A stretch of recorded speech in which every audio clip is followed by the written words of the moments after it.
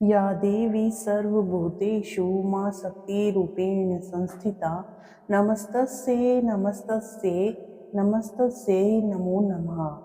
जय संतोषी माता। आज शुक्रवार का दिन है और आज के दिन आप सभी सुनेंगे संतोषी माता की व्रत कथा। मित्रों, यदि आपने आज के दिन व्रत रखा है तो आपको इस व्रत कथा को अवश्य ही सुनना चाहिए। परंतु यदि आपने व्रत नहीं भी रखा है तो भी आप संतोषी माता की इस व्रत कथा को शुक्रवार के दिन सुनकर पुण्य फल प्राप्त कर सकते हैं। तो आइए पूर्ण श्रद्धा भाव के साथ प्रसन्न मन से संतोषी माता की इस व्रत कथा को सुनते हैं। प्रेम से बोलिए संतोषी माता की जय। एक बुढ़िया थी, उसके 7 बेटे थे। 6 कमाने वाले थे जबकि एक निकम्मा था। बुढ़िया 6 बेटों की रसोई बनाती, भोजन कराती और उनसे जो कुछ झूठन बचती वह 7वें को दे देती। एक दिन वह पत्नी से बोला, देखो मेरी माँ का मुझ पर कितना प्रेम है। वह बोली, क्यों नहीं, सबका झूठा जो तुमको खिलाती है। वह बोला, ऐसा नहीं हो सकता, मैं जब तक आंखों से देख न लूं मान नहीं सकता। बहू हंसकर बोली, देख लोगे तब तो मानोगे। कुछ दिन बाद त्योहार आया। घर में 7 प्रकार के भोजन और चूरमे के लड्डू बने। वह यह जांचने के लिए सिर दुखने का बहाना कर पतला कपड़ा सिर पर ओढ़कर रसोई घर में सो गया। वह कपड़े में से सब देखता रहा। 6 भाई भोजन करने आए। उसने देखा माँ ने उनके लिए सुंदर आसन बिछाया है, नाना प्रकार की रसोई परोसी और आग्रह करके उन्हें जिमाया। वह उन्हें देखता रहा। 6 भाई भोजन करके उठे तब उनकी माँ ने उनकी झूठी थालियों में से लड्डुओं के छोटे छोटे टुकड़े उठाकर एक बड़ा लड्डू बनाया। झूठन साफ कर बुढ़िया माँ ने अपने 7वें बेटे को पुकारा, बेटा 6 भाई भोजन कर गए, अब तू ही बाकी है, उठ, तू कब खाएगा। वह कहने लगा, माँ मुझे भोजन नहीं करना, मैं अब परदेश जा रहा हूँ। माँ ने कहा, कल जाता हो तो आज चला जा। वह बोला, हाँ आज ही जा रहा हूँ। यह कहकर वह घर से निकल गया। चलते समय पत्नी की याद आ गई। वह गौशाला में कंडे थाप रही थी। वहां जाकर बोला, हम जावे परदेस, आवेंगे कुछ काल, तुम रहियो संतोष से, धर्म आपनो पाल। वह बोली, जाओ पिया आनंद से, हमारी सोच हटाए, राम भरोसे हम रहें, ईश्वर तुम्हें सहाय। दो निशानी आपन देख, धरू मैं धीर, सुधीमती हमारी बिसारियो, राखियो मन गंभीर। वह बोला, मेरे पास तो कुछ नहीं, यह अंगूठी है, सो ले और अपनी कुछ निशानी दे। वह बोली, मेरे पास क्या है, यह गोबर भरा हाथ है। यह कहकर उसकी पीठ पर गोबर के हाथ की धाप मार दी। वह चल दिया। चलते चलते दूर देश पहुंचा। वहां एक साहूकार की दुकान थी। वहां जाकर कहने लगा, भाई मुझे नौकरी पर रख लो। साहूकार को जरूरत थी, बोला, रह जा। लड़के ने पूछा, तनख्वाह क्या दोगे। साहूकार ने कहा, काम देखकर दाम मिलेगा। साहूकार की नौकरी मिली। वह सुबह 7 बजे से 10 बजे तक नौकरी करने लगा। कुछ दिनों में दुकान का सारा लेन देन, हिसाब किताब, ग्राहकों को माल बेचना, सारा काम करने लगा। साहूकार के 7-8 नौकर थे, वे भी चक्कर खाने लगे। यह तो बहुत होशियार बन गया। सेठ ने भी काम देखा और 3 महीने में ही उसे आधे मुनाफे का हिस्सेदार बना लिया। वह कुछ वर्ष में ही नामी सेठ बन गया और मालिक सारा कारोबार उस पर छोड़कर चला गया। इधर उसकी पत्नी को सास ससुर दुख देने लगे। सारी गृहस्थी का काम करा के उसे लकड़ी लेने जंगल में भेजते। इस बीच घर के आटे से जो भूसी निकलती उसकी रोटी बनाकर रख दी जाती और फूटे नारियल की नारियली में पानी। एक दिन वह लकड़ी लेने जा रही थी। रास्ते में बहुत सी स्त्रियां संतोषी माता का व्रत करती दिखाई दी। वह वहां खड़ी होकर कथा सुनने लगी और पूछा, बहनों, तुम ये किस देवता का व्रत करती हो और उसके करने से क्या फल मिलता है? यदि तुम इस व्रत का विधान मुझे समझाकर कहोगी तो मैं तुम्हारा बड़ा एहसान मानूंगी। तब उनमें से एक स्त्री बोली, सुनो, यह संतोषी माता का व्रत है। इसके करने से निर्धनता, दरिद्रता का नाश होता है और जो कुछ मन में कामना हो सब संतोषी माता की कृपा से पूरी होती है। तब उसने उससे व्रत की विधि पूछी। वह भक्तनी स्त्री बोली, 1.25 आने का गुड़ चना लेना, इच्छा हो तो 5.25 आने का लेना या 1.25 रुपये का सहूलियत के अनुसार लाना। बिना परेशानी और श्रद्धा व प्रेम भाव से जितना भी बन पड़े सवाया लेना। प्रत्येक शुक्रवार को निराहार रहकर कथा सुनना, इसके बीच क्रम टूटे नहीं। लगातार नियम पालन करना। सुनने वाला कोई ना मिले तो घी का दीपक जलाकर उसके आगे जल के पात्र को सामने रखकर कथा कहना।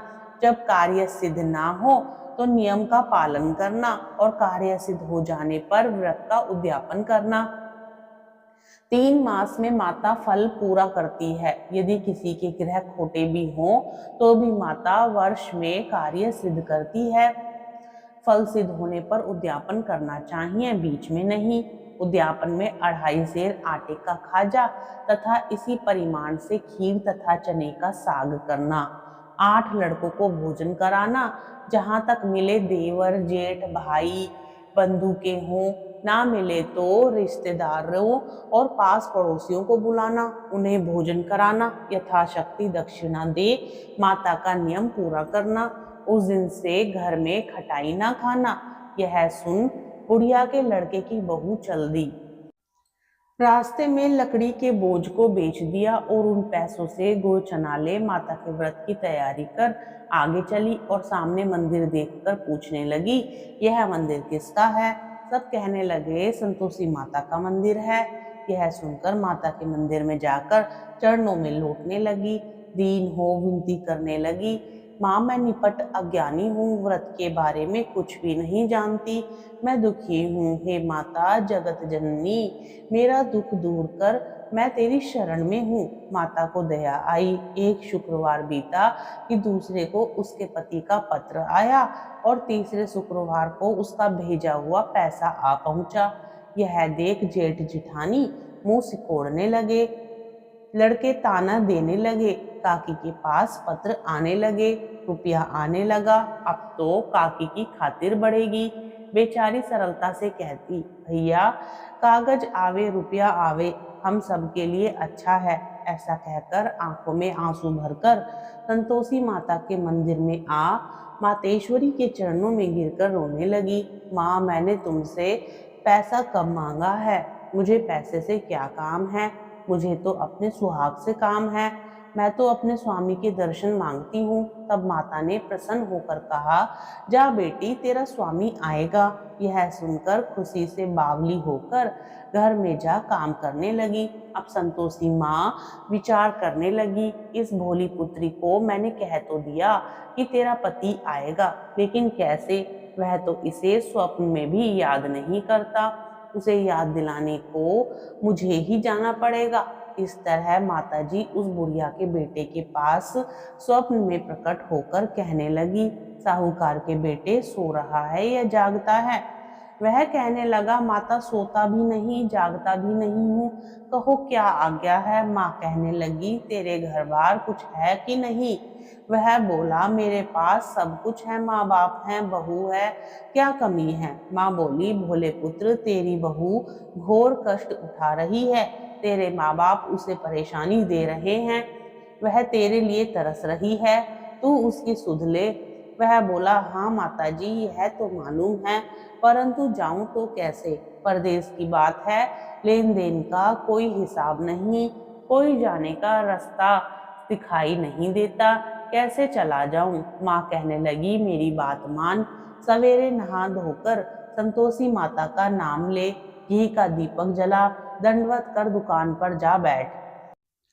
देखते देखते सारा लेन देन चुक जाएगा, जमा का बिल बिक जाएगा, सांझ होते होते धन का भारी ढेर लग जाएगा। अब बूढ़े की बात मानकर वह नहा धोकर संतोषी माता को दंडवत कर घी का दीपक जलाकर दुकान पर जा बैठा। थोड़ी देर में देने वाले रुपये लाने लगे, लेने वाले हिसाब लेने लगे। कोठे में भरे सामान के खरीदार नकद दाम दे सौदा करने लगे। शाम तक धन का भारी ढेर लग गया। मन में माता का नाम ले चमत्कार देख प्रसन्न हो घर ले जाने के वास्ते गहना कपड़ा सामान खरीदने लगे। यहाँ काम से निपट तुरंत घर को रवाना हुआ। उधर उसकी पत्नी जंगल में लकड़ी लेने जाती है। लौटते वक्त माता जी के मंदिर में विश्राम करती। वह तो उसके प्रतिदिन रुकने का जो स्थान ठहरा। धूल उड़ती देख वह माता से पूछती है, हे माता, यह धूल कैसी उड़ रही है? माता कहती है, हे पुत्री, तेरा पति आ रहा है। अब तू ऐसा कर, लकड़ियों के 3 बोझ बना ले, एक नदी के किनारे रख और दूसरा मेरे मंदिर पर व तीसरा अपने सिर पर। तेरे पति को लकड़ियों का गट्ठर देख मोह पैदा होगा, वह यहाँ रुकेगा, नाश्ता पानी खाकर माँ से मिलने जाएगा। अब तू लकड़ियों का बोझ उठाकर जाना और चौक में गट्ठर डालकर जोर से आवाज लगाना, लो सासू जी लकड़ियों का गट्ठर लो, भूसे की रोटी दो, नारियल के खेपड़े में पानी दो, आज मेहमान कौन आया है। माता जी से बहुत अच्छा कहकर वह प्रसन्न मन से लकड़ियों के 3 गट्ठर बनाई, एक नदी के किनारे पर और एक माताजी के मंदिर पर रखा। इतने में मुसाफिर आ पहुंचा। सूखी लकड़ी देख उसकी इच्छा उत्पन्न हुई कि हम यहीं पर विश्राम करें और भोजन बनाकर खा पीकर गांव जाएं। इसी तरह रुक कर भोजन बना विश्राम करके गांव को गया।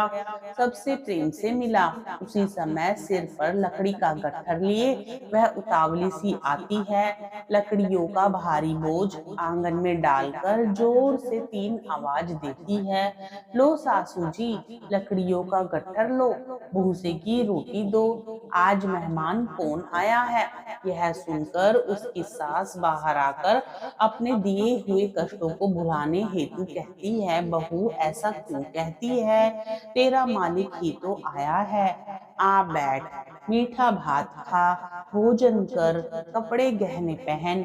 उसकी आवाज सुन उसका पति बाहर आता है। अंगूठी देख व्याकुल हो जाता है।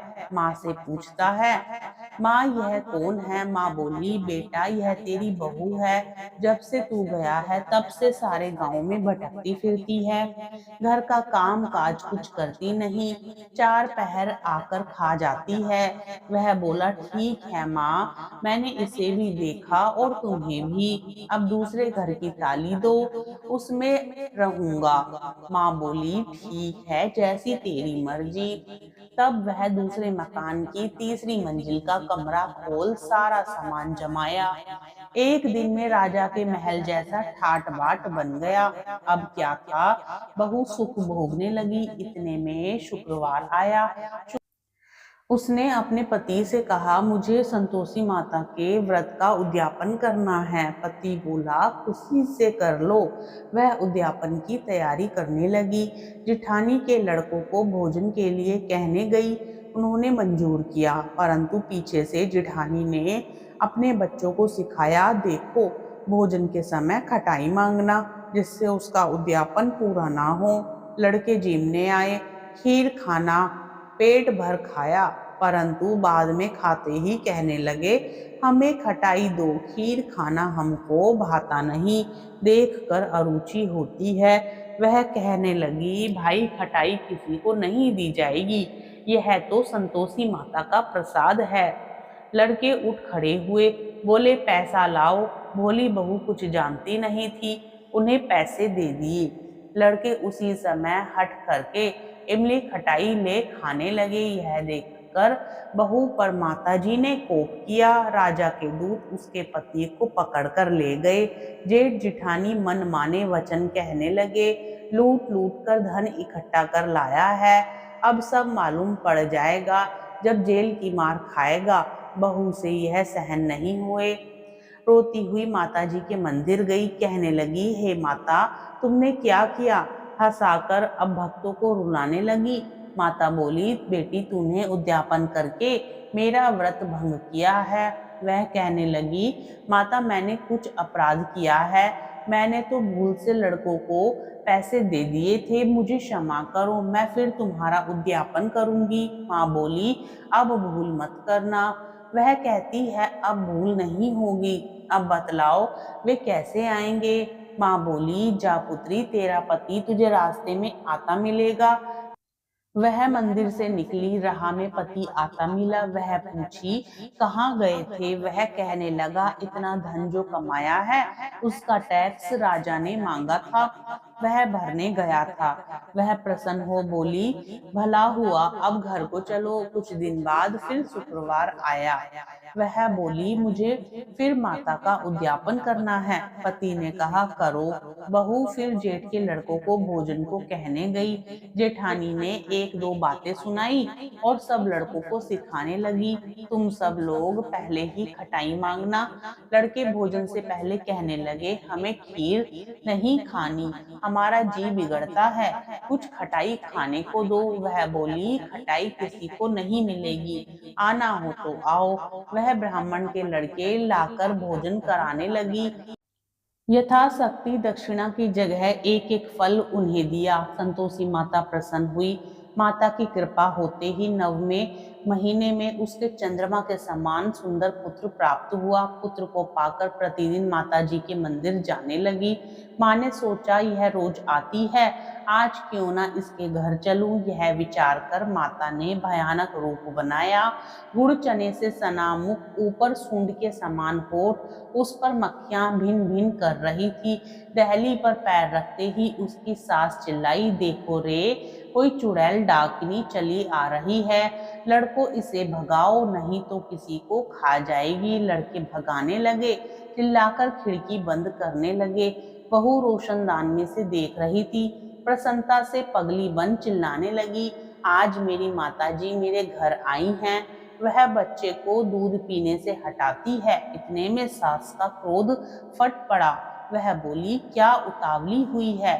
बच्चे को पटक दिया। इतने में माँ के प्रताप से लड़के ही लड़के नजर आने लगे। वह बोली, माँ, मैं जिसका व्रत करती हूँ यह वही संतोषी माता है।